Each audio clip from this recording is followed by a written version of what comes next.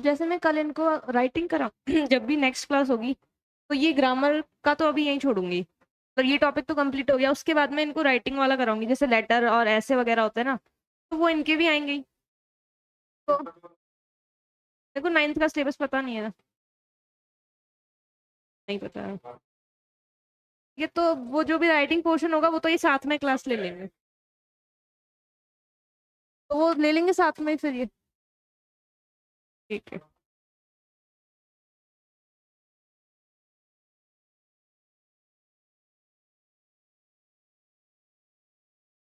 अपना last time जो topic चल रहा था वो क्या था, पैसिव एक्टिव वॉइस चल रहा था। तो डिक्लेरेटिव समझ में आया किसी को? डिक्लेरेटिव में कोई डाउट? ये तो तुमने पढ़ा है ना डिक्लेरेटिव, तो बता इसके रूल्स बता।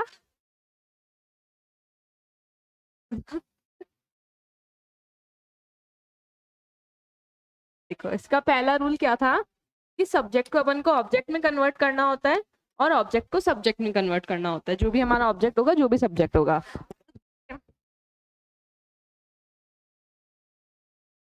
दूसरा वाला इसका क्या रूल था कि जब भी हम सब्जेक्ट लिखेंगे, जब भी हम इस सब्जेक्ट को ऑब्जेक्ट बना के लिखेंगे तो उस सब्जेक्ट से पहले अपन क्या लगा देंगे, बाय लगा देंगे। जो थर्ड रूल था इसका वो क्या था, टेंस या फिर मॉडल्स में कैसे चेंज होता है, ठीक है, टेंस या फिर मॉडल्स में कैसे चेंज होंगे। फोर्थ रूल इसका क्या था, प्रोनाउन में कैसे चेंज होगा, ठीक है, जो भी अपना ऑब्जेक्टिव प्रोनाउन था वो किसमें बन जाएगा, सब्जेक्टिव प्रोनाउन में बदल जाएगा। ये चार रूल तो बेसिक रूल थे जो इंपॉर्टेंट है, ठीक है। सबसे पहला सब्जेक्ट को ऑब्जेक्ट में बदलने वाला, दूसरा सब्जेक्ट से पहले बाय लगाना है, तीसरा टेंस और मॉडल वाला, और फोर्थ है प्रोनाउन वाला। प्रोनाउन में भी कैसे चेंज करना है, जो हमारा ऑब्जेक्टिव प्रोनाउन है उसको सब्जेक्टिव में और जो सब्जेक्टिव प्रोनाउन है उसको ऑब्जेक्टिव में। इसके अलावा हमने जो रूल्स पढ़े थे वो थे कि अगर गोइंग टू के बाद में अगर कोई वर्ब आती है, ठीक है, अपने पास में सेंटेंस है, उस सेंटेंस में गोइंग टू लिखा हुआ है और उसके बाद में एक वर्ब आ रही है, तो इसको कैसे चेंज करेंगे, तो इसको चेंज करेंगे, मॉडल को चेंज करते हैं बिल्कुल वैसे कि गोइंग टू का going to as it is आ जाएगा, फिर इसमें ऐड करेंगे बी प्लस V3, ठीक है। ये हमने पढ़ा था कि जब भी गोइंग टू के बाद में कोई भी वर्ब आएगी तो उस वर्ब को कैसे चेंज करेंगे, गोइंग टू तो जैसा था वैसा उतर जाएगा, जो वर्ब होगी ना उसको हम चेंज कर देंगे बी प्लस V3 करके, जो भी इसकी थर्ड फॉर्म होगी वो थर्ड फॉर्म यहाँ आ जाएगी और साथ में बी आ जाएगा। इस वाले रूल में कोई डाउट था? ठीक है। और हमने क्या पढ़ा था इसमें, और हमने इसमें 6th पॉइंट ये पढ़ा था कि जब भी हमारा डबल ऑब्जेक्ट आएगा, क्या आएगा, डबल ऑब्जेक्ट मतलब अगर सेंटेंस में एक से ज्यादा ऑब्जेक्ट आ जाए, ठीक है, मान लो कि एक ऑब्जेक्ट 1 आ रहा है और एक ऑब्जेक्ट 2 आ रहा है, हमने जस्ट नेमिंग कर दी, तो जो भी हमारा नाउन या प्रोनाउन वाला ऑब्जेक्ट होगा, नाउन भी हो सकता है प्रोनाउन भी हो सकता है, तो उसको तो अपन क्या बना देंगे, सब्जेक्ट, ठीक है।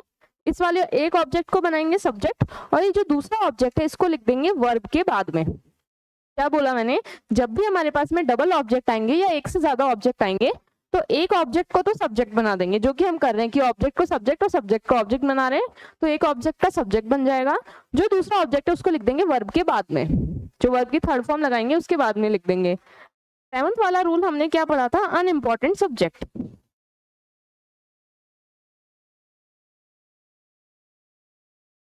ठीक है।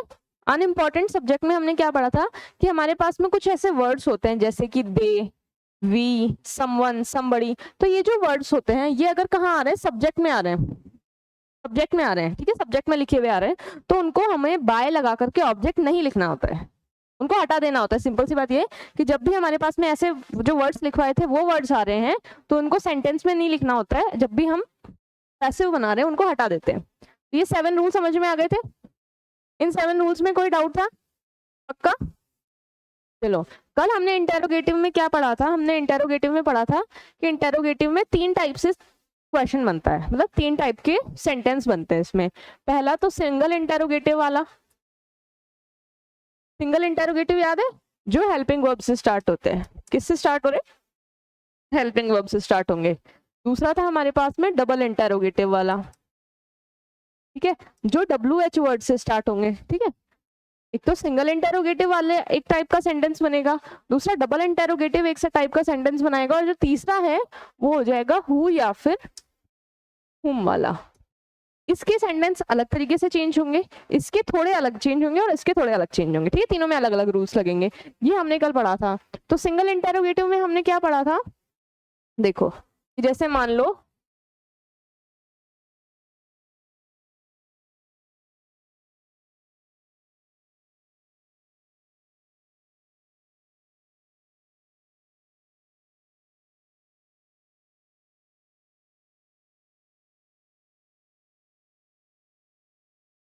ये हमारे पास में क्या है, एक इंटरोगेटिव सेंटेंस है। ये जो इंटरोगेटिव सेंटेंस है ये कौन सी कैटेगरी वाला है, ये क्योंकि किससे स्टार्ट हो रहा है, हेल्पिंग वर्ब से, तो हेल्पिंग वर्ब से स्टार्ट हो रहा है, तो ये सिंगल इंटरोगेटिव वाला सेंटेंस है। अब इसको कैसे चेंज करेंगे, जहां जो ये रूल्स लिखे हुए हैं ना, एज इट इज यही रूल्स लगेंगे, जो यहाँ रूल्स है वही के वही रूल्स लगेंगे। सबसे पहले हेल्पिंग वर्ब है तो सबसे पहले हेल्पिंग वर्ब को चेंज कर देंगे। तो इस जो हेल्पिंग वर्ब होती है, मतलब जो इस टेंस है वो किस में चेंज होता है, इस वाली हेल्पिंग वर्ब किस में चेंज होती है, इस बीइंग में चेंज होती है। तो अपन यहाँ लिख देंगे इज और बीइंग लिख देंगे। पहले हेल्पिंग वर्ब थी तो हेल्पिंग वर्ब को चेंज कर दिया, जो इस हेल्पिंग वर्ब होती है वो किस में चेंज होती है, इस बीइंग में, तो इस बीइंग लिख दिया। उसके बाद में हम क्या करते हैं, ये हमारा सब्जेक्ट है, ये वर्ब है और ये ऑब्जेक्ट है, तो हम क्या करते हैं, सब्जेक्ट को ऑब्जेक्ट बनाते हैं और ऑब्जेक्ट को सब्जेक्ट बनाते हैं। तो ये जो ऑब्जेक्ट है इसको लिख देंगे इस और बीइंग के बीच में, इस और बीइंग के बीच में लिख दिया फुटबॉल। ये जो भी देखो, जैसे अपन इस को चेंज करते हैं इस बीइंग में और अपन इस एम आर, तीनों को ऐसे चेंज करते हैं ना,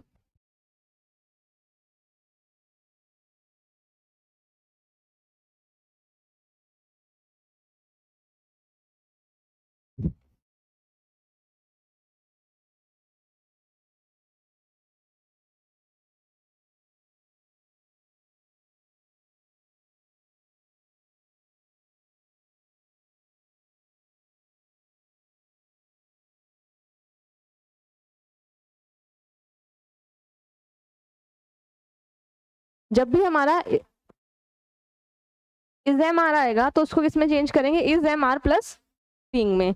जब भी हैज हैव आएगा तो किस में चेंज करेंगे, हैज हैव प्लस बीन में। जब भी मॉडल आएगा तो उसको किस में चेंज करेंगे, मॉडल प्लस बी में। अब देखो यहाँ पे दो वर्ड आ रहे हैं, या तो इज एम आर आएगा और फिर बीइंग आएगा, या तो हैज हैव आएगा फिर बीन आएगा, या तो मॉडल आएगा फिर बी आएगा। तो जब भी हमें सब्जेक्ट लिखना है, जब भी हम चेंज करके सब्जेक्ट लिखेंगे तो सब्जेक्ट इनके बीच में आएगा, ये इसके बाद में नहीं आएगा, इनके बीच में आएगा, मॉडल और बी के बीच में हमें लिखना है। तो यहाँ पर जो इस था वो किस में चेंज हुआ, इस बीइंग में। तो ये जो सब्जेक्ट हमने बनाया ना, ये कहाँ लिखा है, इसके बीच में डालना है। समझ में आ गया ये वाला रूल, जब भी दो वर्ड वाले हेल्पिंग वर्ब आएंगे तो एक इज और उसके साथ में जो हेल्पिंग वर्ब है उसके बीच में सब्जेक्ट को डालना है, ठीक है। मिटा दो इसको।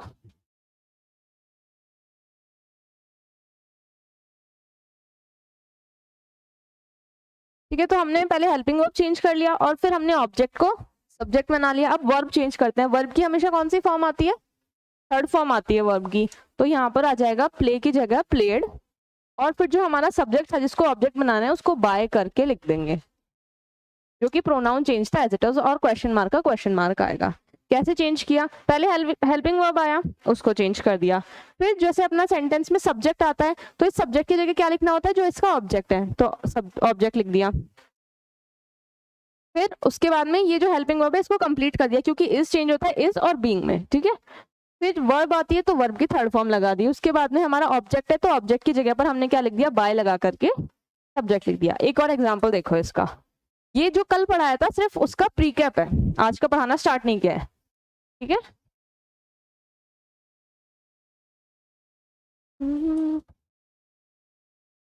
अब एक और एग्जांपल है इसका,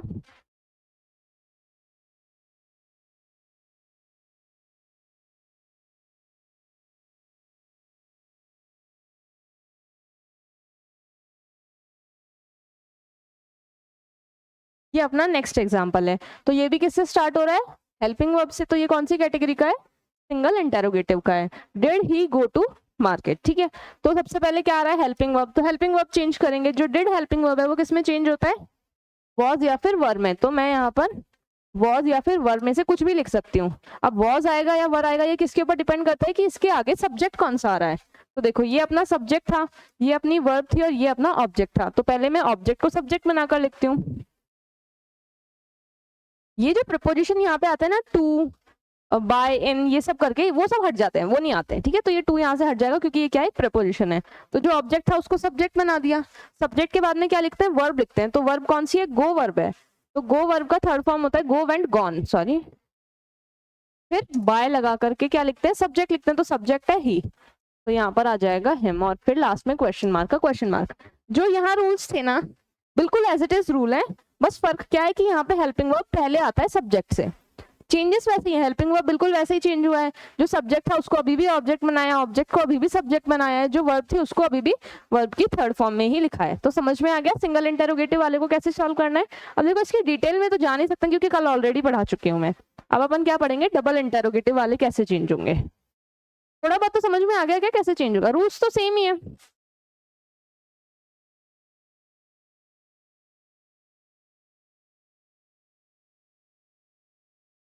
अब अपन क्या पढ़ रहे हैं, डबल इंटेरोगेटिव वाला पढ़ रहे हैं। तो डबल इंटेरोगेटिव वाले सेंटेंस कौन से होते हैं, जो WH वर्ड से स्टार्ट हो रहे हैं।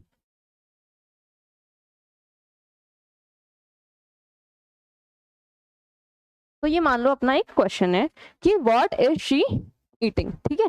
तो ये अपना WH वर्ड है, ठीक है। ये अपना हेल्पिंग वर्ब है, फिर उसके बाद में सब्जेक्ट है, और उसके बाद में वर्ब है। ऑब्जेक्ट हो या नहीं हो कोई फर्क नहीं पड़ता। देखो ऑब्जेक्ट नहीं है तो अपन बाय लगा करके सब्जेक्ट नहीं बना सकते, क्यों, क्योंकि ऑब्जेक्ट कोई तो सब्जेक्ट बनाना होता है लास्ट में। तो ऑब्जेक्ट नहीं होता तो सब्जेक्ट नहीं बना सकते, और कभी सब्जेक्ट नहीं होगा तो हम उसका ऑब्जेक्ट नहीं बनाएंगे, सिंपल सा है। जो नहीं है उसको छोड़ ही देंगे। तो इसको कैसे चेंज करेंगे, देखो जो WH वर्ड है वो एज इट इज उतर जाता है, तो वॉट का वॉट उतर जाएगा, ठीक है, क्योंकि WH वर्ड में कोई चेंज नहीं होता है। इज क्या है, हेल्पिंग वर्ब है। इज हेल्पिंग वर्ब किसकी तरह चेंज होता है, इज मतलब इज हेल्पिंग वर्ब किस में चेंज होता है, इज बीइंग में। तो इज यहाँ लिखेंगे और फिर बीइंग लिखेंगे, ठीक है। अब क्या चेंज करना है, क्योंकि यहाँ पर ऑब्जेक्ट तो है ही नहीं, तो ऑब्जेक्ट को सब्जेक्ट बना ही नहीं सकते। सब्जेक्ट आता है ना यहाँ, तो इज और बीइंग के बीच में सब्जेक्ट आता है, लेकिन ऑब्जेक्ट नहीं है। तो सब्जेक्ट किसको बनाएंगे, किसी को भी नहीं बनाएंगे, इसको एज इट इज छोड़ देंगे। फिर वर्ब आती है, तो वर्ब क्या है, ईटिंग की थर्ड फॉर्म होती है ईटन, और उसके बाद में आता है बाय लगा करके सब्जेक्ट। तो सब्जेक्ट तो दे रखा है, तो बाय लगा करके और फिर लास्ट में क्वेश्चन मार्क। देखो ये अपना WH वर्ड, फिर हेल्पिंग वर्ब है, फिर सब्जेक्ट है, फिर वर्ब है, और यहाँ पे ऑब्जेक्ट आना चाहिए था। और फिर हम इसको कैसे चेंज करते हैं, इसको चेंज करते हैं WH वर्ड, हेल्पिंग वर्ब, फिर हमारा जो ऑब्जेक्ट है वो, उसके बाद में वर्ब की थर्ड फॉर्म, और फिर बाय लगा करके सब्जेक्ट, ऐसा चेंज करते हैं, ठीक है। तो हमने यहाँ क्या किया, WH वर्ड की जगह तो WH वर्ड उतर गया, हेल्पिंग वर्ब चेंज करके हेल्पिंग वर्ब की जगह उतर जाएगा, ऑब्जेक्ट आएगा, लेकिन ऑब्जेक्ट यहाँ पर नहीं है, तो यहाँ पर हमने कोई ऑब्जेक्ट नहीं लगाया। उसके बाद में आती है वर्ब की थर्ड फॉर्म, तो वर्ब की थर्ड फॉर्म ईटन लिख दी, और फिर आता है बाय लगा करके सब्जेक्ट, तो बाय लगा करके हर लिख दिया मैंने। समझ में आया। अगर मान लो किसी किसी सब जो सेंटेंस आएगा उसमें ये नहीं दे रखा होगा, सब्जेक्ट नहीं दे रखा होगा, ऑब्जेक्ट दे दिया होगा, जैसे व्हाट जो भी है, सब्जेक्ट नहीं दे रखा होगा, तो यहाँ पर क्या आएगा, यहाँ पर के बाय लगा करके कोई चीज नहीं आएगी, क्योंकि सब्जेक्ट नहीं दे रखा है, तो बाय लगा करके सब्जेक्ट तो लिख ही नहीं सकते, तो यहाँ से ये भी हट जाएगा। समझ आया क्या बोला, दोबारा देखो क्या बोला, व्हाट इज इटन, ये कैसे चेंज होगा, WH वर्ड का WH वर्ड उतर जाएगा। हेल्पिंग वर्ब जैसे चेंज होता है रूल के अकॉर्डिंग वैसे चेंज हो जाएगा। उसके बाद में क्या आता है, अपना ऑब्जेक्ट आता है यहाँ पर, है ना, क्योंकि सब्जेक्ट को ऑब्जेक्ट और ऑब्जेक्ट को सब्जेक्ट बना देते हैं, लेकिन ऑब्जेक्ट नहीं था तो ऑब्जेक्ट यहाँ पर नहीं लिखा। फिर लिखते हैं वर्ब की थर्ड फॉर्म, तो वर्ब की थर्ड फॉर्म मैंने ईटन लिख दी। फिर लिखते हैं बाय लगा करके सब्जेक्ट, तो बाय लगा करके सब्जेक्ट लिख दिया। एक और एग्जाम्पल देखो इसका,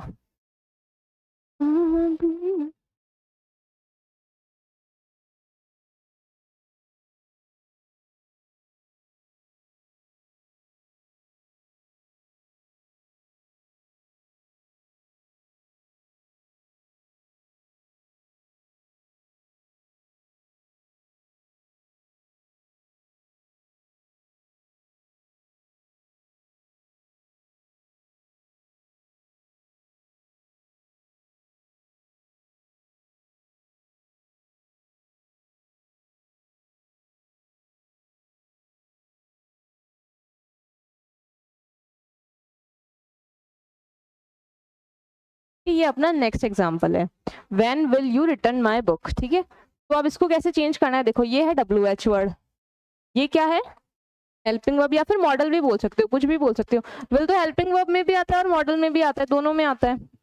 और यू क्या है, अपना सब्जेक्ट है, रिटर्न क्या है, वर्ब है, और माय बुक क्या है, ऑब्जेक्ट है, ठीक है। तो इसको कैसे चेंज करेंगे, तो WH वर्ड का WH वर्ड उतर जाएगा, तो वैन की जगह पर वैन उतर गया।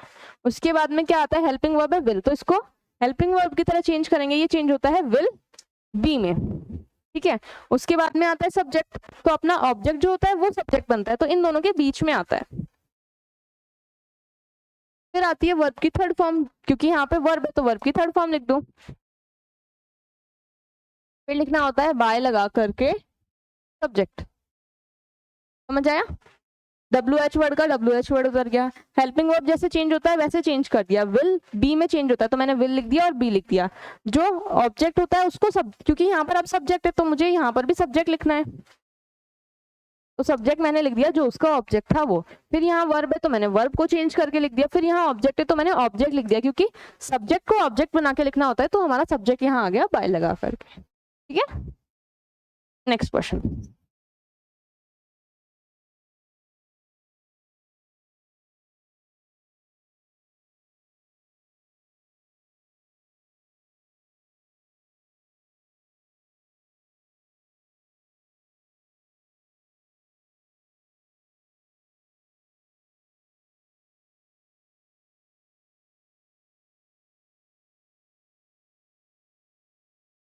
आर यू हेल्पिंग योर, नहीं WH वाला वर्ड वाला देना था ना, सॉरी।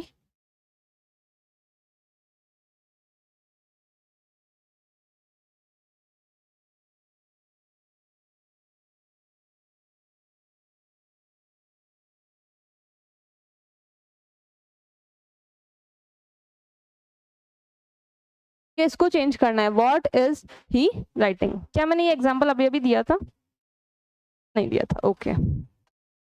तो WH वर्ड की जगह WH वर्ड आ जाएगा as it is. Helping verb के अकॉर्डिंग चेंज होगा इज बीइंग में, ठीक है। अब उसके बाद में क्या लिखना होता है, सब्जेक्ट लिखना होता है। अरे यहाँ पे WH, यहाँ पे हेल्पिंग वर्ब, फिर सब्जेक्ट, फिर वर्ब और फिर ऑब्जेक्ट आता है, तो इसकी तरह चेंज कर दिया। WH वर्ड को चेंज कर दिया, हेल्पिंग वर्ब को चेंज कर दिया, अब सब्जेक्ट आना चाहिए, तो इसका ऑब्जेक्ट को लिखना था ना सब्जेक्ट की जगह, लेकिन ऑब्जेक्ट कुछ नहीं है तो यहाँ कुछ नहीं लिखेंगे। फिर अपन को वर्ब को चेंज होता है तो वर्ब को लिख देंगे, वर्ब को चेंज करेंगे तो राइटिंग की थर्ड फॉर्म क्या होती है, रिटर्न। उसके बाद में बाय लगा करके क्या लिखना होता है, सब्जेक्ट जो कि है हिम, और फिर लास्ट में क्वेश्चन मार्क। समझ में आया कैसे चेंज करना है। तो ये था अपना डबल इंटेरोगेटिव वाला। अब चलते हैं हु और हुम वाले में।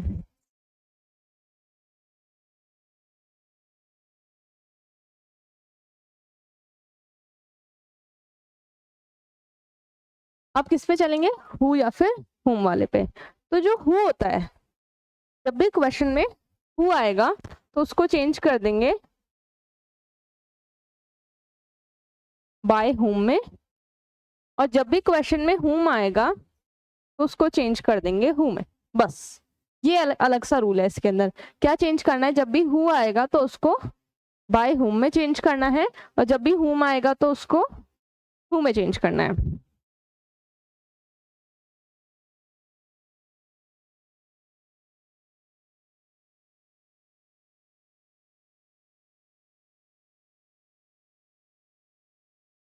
ठीक है, ये अपना क्वेश्चन है हुम इज शी हेल्पिंग। तो अपन को इसको कैसे चेंज करना है, हुम को किस में चेंज करना है, हु में चेंज करना है। WH वर्ड को हमने चेंज कर दिया, अब इसको किस में चेंज करना है, इज बीइंग में।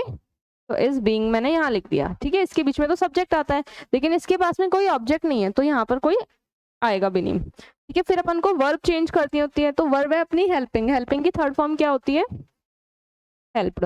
और फिर बाय लगा करके सब्जेक्ट लिखना होता है वर्ब के बाद में, तो सब्जेक्ट कौन है, शी। तो यहाँ क्या आ जाएगा, हर, और फिर क्वेश्चन मार्क।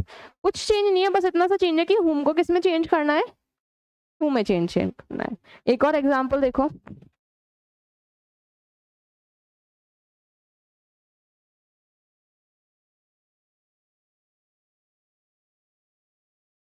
ऑब्जेक्ट हो तब तो लिख देना है ना बीच में ऑब्जेक्ट है। एक बार ढंग से पूछ दोबारा, मुझे समझ नहीं आया क्या बोल रहा है, बता बता।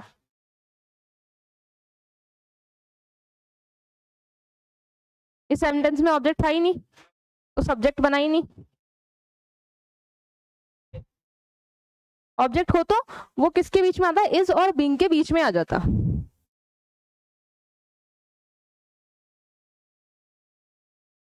एक एग्जांपल और देखो लास्ट,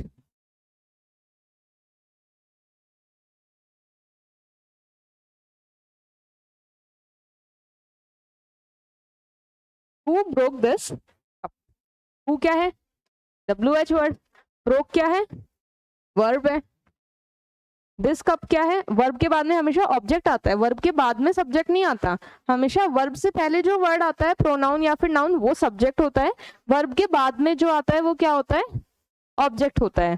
ठीक है, तो अब इसको चेंज करते हैं। WH वर्ड को जो हु होता है वो किस में चेंज हो जाता है, बाय हुम में चेंज हो जाता है, तो बाय हुम, उसके बाद में हेल्पिंग वर्ब तो यहाँ पे है नहीं, तो अपन डायरेक्ट किस पे चलेंगे, और सब्जेक्ट भी नहीं है, लेकिन यहाँ पे तो सब्जेक्ट लिखना होता है, तो दिस कप को क्या लिख देंगे, मतलब कि रुको एक मिनट, WH वर्ड की जगह क्या आ जाएगा, बाय होम। ठीक है, बाय होम के बाद में क्या आता है, हेल्पिंग वर्ब आता है। ठीक है, हेल्पिंग वर्ब लिखना है, तो ब्रोक क्या है, वर्ब की सेकंड फॉर्म, वर्ब की सेकंड फॉर्म किस में चेंज होती है, नहीं जी, वर्ब की थर्ड फॉर्म में नहीं होती, वॉज वर्ब में चेंज हो जाती है। ठीक है, तो वर्ब की सेकंड फॉर्म को किस में चेंज करना है, वॉज वर्ब में, तो WH वर्ड के बाद में लिखना है वॉज या फिर वर्ब, वो किसके अकॉर्डिंग आएगा कि उसके बाद में सब्जेक्ट कैसा है, फिर सब्जेक्ट आ जाए तो सब्जेक्ट कौन सा होता है, जो इसका ऑब्जेक्ट होता है, तो दिस कप, अब ये कप जो है वो सिंगुलर है, तो अपन यहाँ पे वॉज लिखेंगे, वर्ड नहीं लिखेंगे। ठीक है, वॉज या वर्ड में से एक लिखना होता है, तो मेरे को पता है कि दिस कप क्या है, सिंगुलर है, तो मैंने यहाँ पर क्या लिख दिया, वॉज लिख दिया, वर्ड को हटा दिया। अब सब्जेक्ट के बाद में क्या आता है, वर्ब आती है, तो वर्ब क्या है अपनी, ब्रोक, तो ब्रोक की थर्ड फॉर्म होती है ब्रोकन, उसके बाद में क्या लिखना होता है, बाय लगा करके सब्जेक्ट जो होता है, लेकिन इस सेंटेंस में कोई सब्जेक्ट नहीं है, तो यहाँ पर भी कुछ नहीं आएगा और ये सेंटेंस यहीं खत्म हो जाएगा। ठीक है, जब ऑब्जेक्ट नहीं होता तो हमें उसे सब्जेक्ट नहीं बनाना होता, जब सब्जेक्ट नहीं होता है तो हमें उसे ऑब्जेक्ट नहीं बनाना होता। इतनी बात समझ में आ गई, तो अब उनको इंटेरोगेटिव वाला तो कंप्लीट हो गया। अब हमने नेक्स्ट पढ़ा था कि इंपेरेटिव वाले को कैसे चेंज करना है।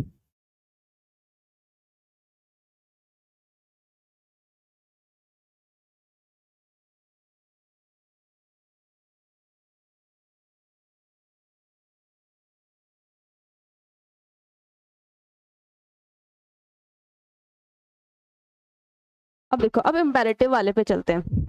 इंपेरेटिव वाले के कुछ रूल्स थे, वो रूल्स क्या थे कि हमेशा जब भी सेंटेंस स्टार्ट होगा वो लेट से स्टार्ट होगा।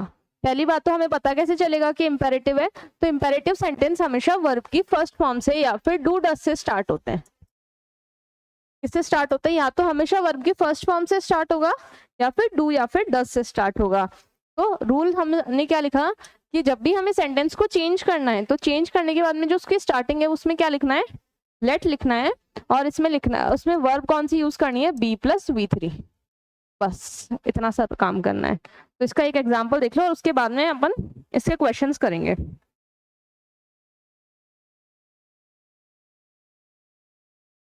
रूल समझ में आया, करना क्या है, जब भी हम सेंटेंस की स्टार्टिंग करेंगे क्या लिखेंगे, लेट लिखेंगे, और टेंसेस कैसे चेंज करेंगे, B+V3 करके चेंज करेंगे। तो एग्जांपल देखो,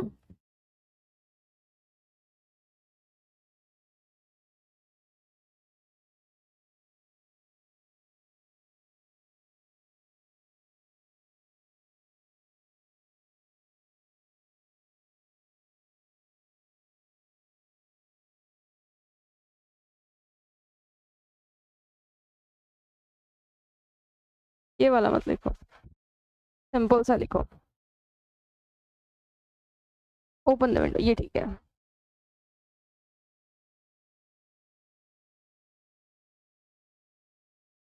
ये अपना क्या है, एक इंपेरेटिव सेंटेंस है। इंपेरेटिव सेंटेंस है, हमें कैसे पता लगा, क्योंकि ये देखो बाकी सेंटेंस तो हमेशा सब्जेक्ट से स्टार्ट होते हैं, ये किससे स्टार्ट हो रहा है, ओपन वर्ब है एक, तो ये किससे स्टार्ट हो रहे हैं, वर्ब की फर्स्ट फॉर्म से स्टार्ट हो रहा है, तो हमें पता लग गया ये इंपेरेटिव सेंटेंस है। इसको कैसे चेंज करेंगे, सबसे पहले क्या लिखना है, लेट। ठीक है, ये क्या थी, वर्ब, उसके बाद में क्या था, ये ऑब्जेक्ट। ठीक है, सबसे पहले हमने लेट लिख दिया। अब क्या लिखना होता है, लेट के बाद में हमेशा सब्जेक्ट लिखना होता है। सेंटेंस कैसे स्टार्ट करते हैं, सब्जेक्ट फिर वर्ब फिर ऑब्जेक्ट, यही तो करते हैं। तो यहाँ पे लिखेंगे सब्जेक्ट, तो सब्जेक्ट इसका वाला ऑब्जेक्ट बन जाता है। तो लेट द विंडो, और सब्जेक्ट के बाद में क्या आती है, वर्ब आती है। तो वर्ब क्या है यहाँ पर, ओपन, तो यहाँ लिख देंगे बी ओपन। फिर पहले सब्जेक्ट फिर वर्ब फिर ऑब्जेक्ट आता है, लेकिन यहाँ पे कोई सब्जेक्ट नहीं था, तो यहाँ पर ऑब्जेक्ट किसी को बनाएंगे नहीं, तो ये सेंटेंस यहीं खत्म हो जाएगा। समझ में आया कैसे चेंज किया। सबसे पहले सेंटेंस को स्टार्ट किससे करना है, लेट से करना है। फिर जैसे अपन हमेशा से सेंटेंस बनाते हैं कि सबसे पहले सब्जेक्ट आएगा फिर वर्ब आएगा फिर ऑब्जेक्ट आएगा, तो हमने सब्जेक्ट लिख दिया वर्ब लिख दिया, लेकिन यहाँ पे कोई सब्जेक्ट नहीं था तो हमने ऑब्जेक्ट नहीं बनाया। इसका एक और एग्जाम्पल देख लो।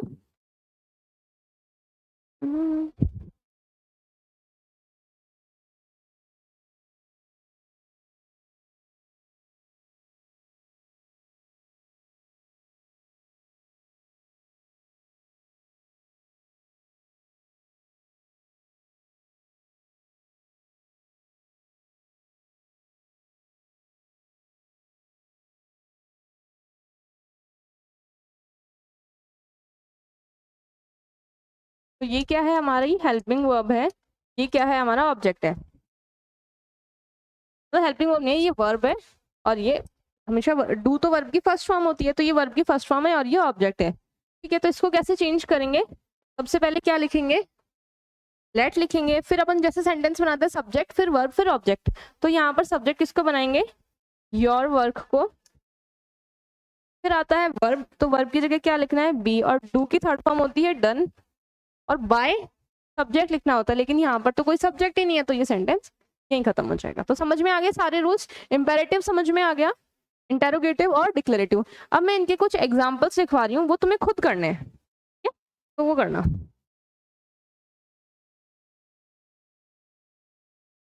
तो साथ साथ नोट करते जाओ वो एग्जाम्पल्स। वो मिक्स वाले हैं, वो इंपेरेटिव भी हो सकता है, वो इंटेरोगेटिव भी हो सकते हैं, और डिक्लेरेटिव भी हो सकते हैं।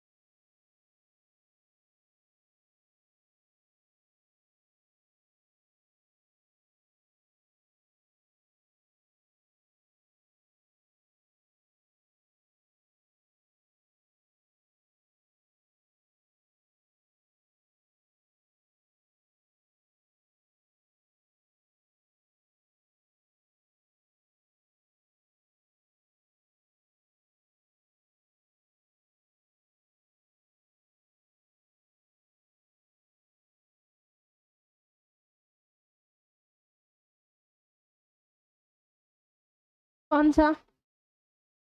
हाँ हैव।